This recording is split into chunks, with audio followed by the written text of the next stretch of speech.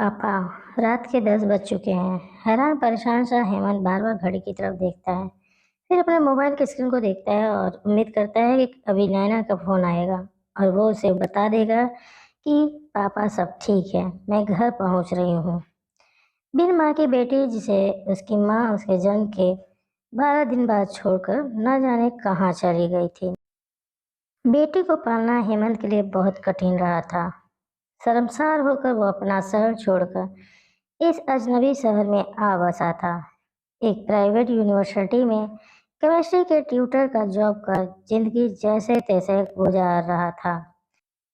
पढ़ाई में अव्वल बीएससी के साथ मेडिकल एंट्रेंस एग्जाम की तैयारी कर रही नैना कोचिंग से वो शाम 8:30 तक आसानी से घर पहुंच जाती थी, लेकिन आज वो अब तक घर नहीं पहुंची थी, ना उसका फोन लग रहा था।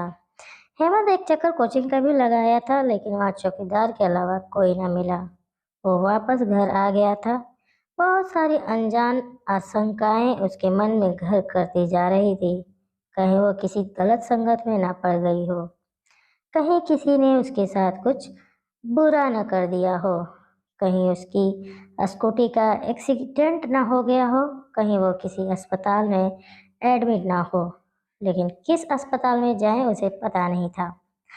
वो घर से निकला, एक अस्पताल से दूसरे अस्पताल भटकता रहा, लेकिन नैना का कुछ पता न लग सका। रात के 12 बज आए थे। वो बुरी तरह से थक चुका था, टूट चुका था। अब कहाँ जाना है उसे पता नहीं था। हार कर वो पुलिस स्टेशन पहुंचा।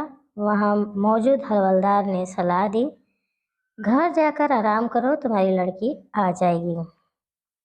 जब रात रात भर घूमने की इजाजत दे रखी है तो इतना तो झेलना पड़ेगा। फिर भी ना आई तो कल आ जाना, रिपोर्ट लिख लेंगे।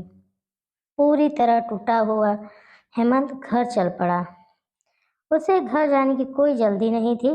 कौन था उसका वहाँ? जब वो घर पहुंचा तो घर की बत्तियां जली मिली। शायद वो जल्दी छोड़ गया था, लेकिन एक अनजानी उम्मीद के साथ तेजी से घर में घुसा। नैना सोफे पर बैठी थी, उसके माथे और हाथ पर पट्टियां बंधी थी। सॉरी पापा, स्कूटी स्लिप हो गई थी, मुझे चोट लग गई है। अस्पताल जाना पड़ा, डॉक्टर्स ने ट्रीटमेंट में घंटों लगा दिए, आपको कॉल भी न कर सकी। देखो ना, मोबाइल भी टूट गया है। फिर ये स्कूटी स्टार्ट नहीं हुई, रिक्शे में लाद कर घर आई हूँ। नैना के मुंह से निकले एक एक शब्द हेमंत के शरीर में प्राण फूंक रहे थे। मुझे ढूंढने गए थे ना पापा, मैं कहीं नहीं जाऊंगी आपको छोड़कर। क्यों, मेडिकल कॉलेज नहीं जाना?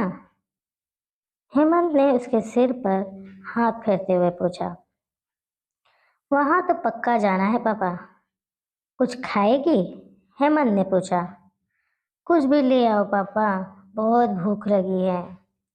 हेमंत ने ठंडी सांस ली और रसोई की तरफ बढ़ गया। दोस्तों, अगर वीडियो पसंद आई तो वीडियो को लाइक करें और चैनल पर नए हैं तो चैनल को सब्सक्राइब कर लें। धन्यवाद।